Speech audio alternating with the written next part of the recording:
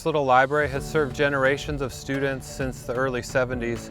It was the perfect building at its time. The card catalog filled a significant part of the first floor. Now we don't access data and books through card catalogs. Everything is accessed digitally.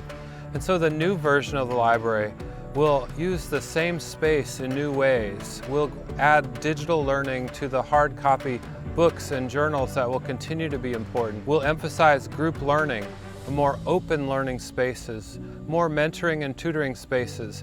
So learning and researching at Davidson will be done in this central building. So the opportunity we have now is to take the library that we have, this magnificent building with lots of space in it, and make it function better for the purposes that we need it for today, which include interaction, collaboration, research. As we continue into the 21st century and we have different needs, right? Everybody's thinking about AI. Everybody's thinking about modes of communications that are faster.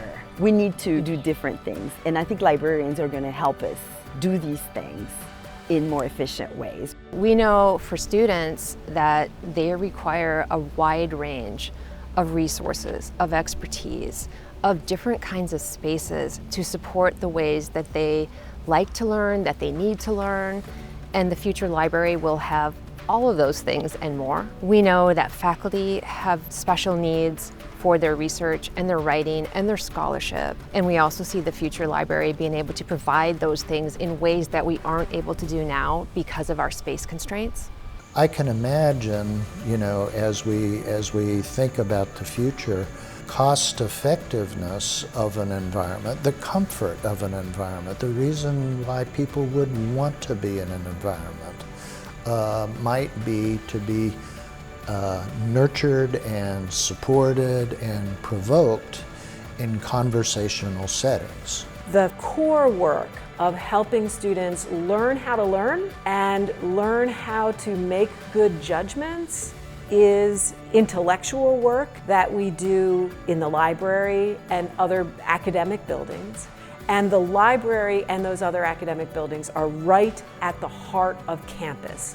And so it makes the statement to students that while we value all the other things that you're doing here, at the end of the day, what you're really here for must include and must prioritize this intellectual and creative work. And the library at the center really sends that message. It's a really exciting prospect that Davidson's taking the steps needed to sort of meet those challenges and those needs so that every student, no matter what their background, can achieve all that they want to academically, and that there's nothing getting in their way. It's really a tremendous prospect. For me, the library was my central academic space where I studied. As a senior, I wrote my thesis there on poverty in Charlotte. I had a carrel in the back of the stacks on the upper floor, looking out at Richardson Stadium. And I'm sure my fellow alumni have stories of what they learned and the fun they had in the library.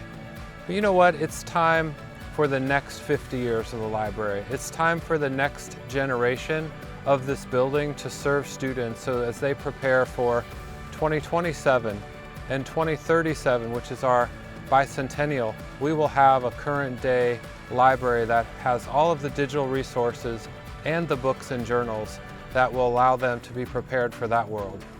I think what I'm most excited about for the Library of the Future is the way that it will be the intellectual home and habitat of all students, but it will grow with them, or they will grow into the library as they move through their course of study. In the end, the library is about connecting people to trusted resources, to trusted experts and new ideas. The reimagined library will provide us the spaces and the resources and the expertise that allows our community to reach their fullest aspirations.